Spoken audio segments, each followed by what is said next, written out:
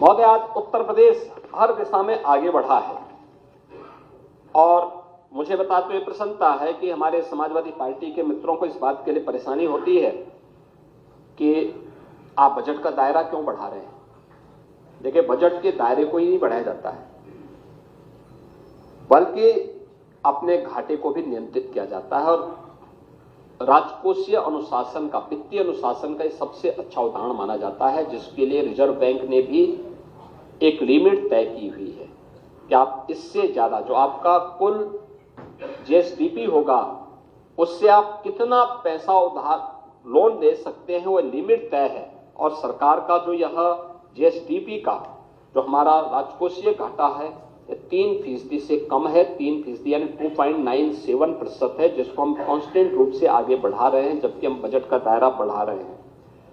और यह तब है कि जब पिछले 8 वर्ष में सरकार ने कोई नया टैक्स उत्तर प्रदेश की जनता जनार्दन पे नहीं लगाया, बल्कि डीजल और पेट्रोल पर जो पहले से वैट था उसको कम किया है। बिना टैक्स बढ़ाए बजट का दायरा बढ़ा देना, बिना टैक्स लगाए इंफ्रास्ट्रक्चर के नए युग में प्रदेशवासियों को पहुंचा देना, यह अपने आप में सरकार की प्रतिबद्धता को दिखाता है, पॉलिटिकल विल पावर को दिखाता है। सरकार ने वो दिखाने का प्रयास किया कि हां, हम भ्रष्टाचार पर प्रहार करेंगे, लीकेजेज को रोकेंगे। और लीकेजेज को रोकने का परिणाम है कि आज हम बजट के दायरे को बढ़ाने में भी सफल हुए हैं। विकास के लिए पैसा दिया है, लोक कल्याण के लिए पैसा दिया है और हर एक विभाग की आवश्यकताओं की पूर्ति करते हुए सरकार ने इन कार्यक्रमों को आगे बढ़ाने का काम किया है। अरे लाल बिहारी जी, आ रहा हूं, जबरदस्ती लिखवा अच्छा बात आपने कही है तो अच्छा करके, जब आपका बजट था 3 लाख करोड़ था तो आपका जो खर्चा होता था वह भी 60 से 65% तक ही मात्र खर्च हो पाता था। आप उसको पीएलए में डालते थे जिससे अगले बार फिर उसमें लूट हो सके। हमने पीएलए की स्कीम बंद करवाई, हमने कहा ये वापस राजकोष में जाएगा। और याद रखना, आज बजट का दायरा 8 लाख करोड़ से ऊपर का पहुंच चुका है और ये खर्चा 31 मार्च तक ये खर्चा हो जाएगा। आप ये मान के चलिए कि यह जो खर्चा होगा ये 75 से लेकर 80% और कभी कभी 90% तक ये खर्चा होता है। नहीं, वापस नहीं होता है, फिर उसकी एसएनडी पहले से तैयार रहती है, उस पैसे को उनको वापस किया जाता है। विकास के लिए पैसे की कमी आज के दिन पे नहीं है। आपके समय में नहीं होता था कि 100 करोड़ का कोई मार्ग सैंक्शन कर लो और 1 रुपया देते थे। आप मुझे बताओ, हैं इन्हीं के नाम पे। यानी हमें 17 में आने के समय आते, जब हम लोग आए थे तो पहले वर्ष हजारों करोड़ रुपए आपकी सरकार के पाप को भरने पे ही हमें खर्च करना पड़ा था। एक रुपया। आप मुझे बताओ, 1 रुपया, और 1 रुपये में इनका गिट्टी बालू वहां गिर गया था ठेका हथियाने के लिए।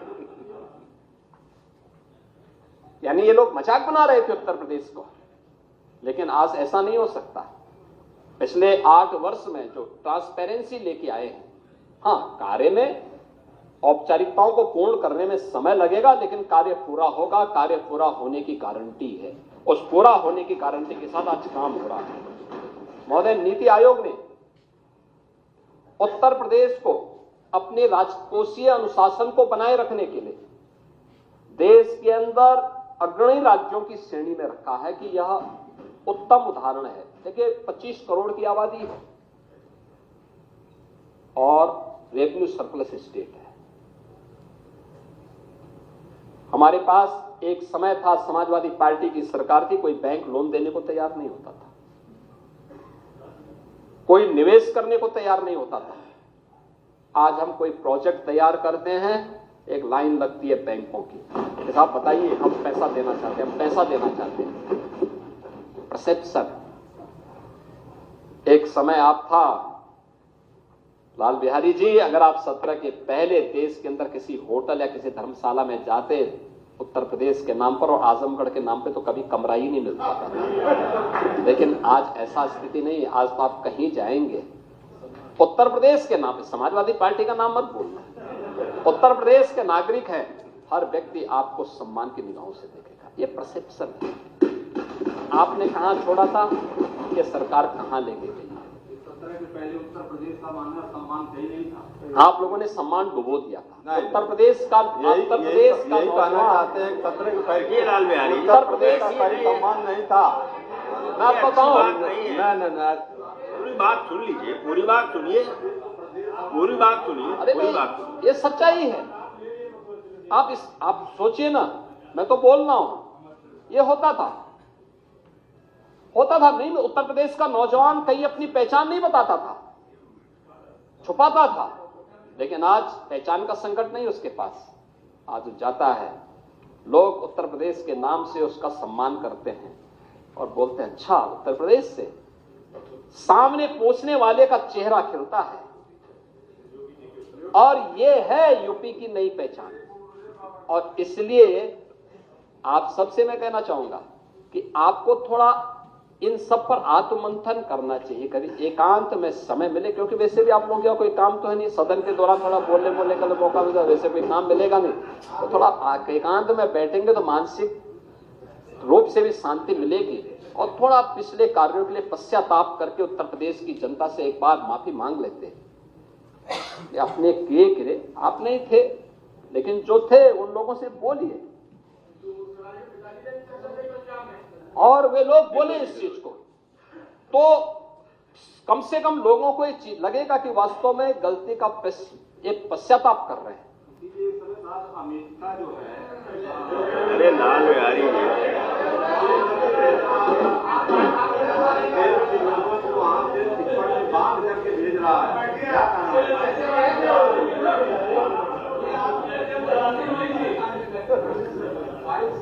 सभापति जी, इसके साथ साथ इन्होंने, नीति आयोग ने यह भी कहा है कि 18-19 से 22-23 की अवधि में प्रदेश का जो फिस्कल हेल्थ इंडेक्स था वह 8.9 अंकों के साथ आगे बढ़ा है,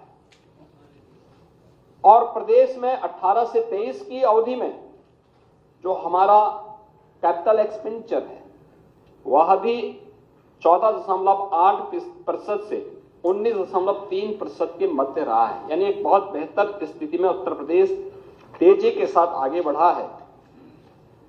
रिजर्व बैंक ऑफ इंडिया ने भी इस बारे में कहा है, जो उनकी 24-25 की रिपोर्ट आई है उसमें उन्होंने कहा है कि देश के सभी राज्यों की स्वयं के कर की प्राप्ति में उत्तर प्रदेश का अंश 22-23, 23-24 और 24-25 में जो 9.9%, 10.5% और 11.6% रहा है। यानी जो बेहतरीन लगातार बढ़ोतरी की जरूरत है। उन्होंने ये भी कहा है कि उक्त वर्षों में सभी राज्यों में राजस्व प्राप्ति के सापेक्ष ब्याज पर व्यय, यानी जो सरकारों ने कर्ज लिया होता है उस कर्ज पर सरकार जो व्यय कर रही है वह अन्य राज्यों में है 12.6%, 12.3% और 12.1%, जबकि यूपी का है 10.3%, 9.4%, 8.9%। यानी हम लगातार नीचे जा रहे हैं क्योंकि हम कर्जा कम ले रहे हैं, हमारे पास रेवेन्यू है, हम अपने पैसे का उपयोग बेहतर तरीके से यूपी के विकास के लिए कर रहे हैं। ये कुछ आंकड़े हैं जो आप लोगों की आंखों को खोलने वाला होना चाहिए।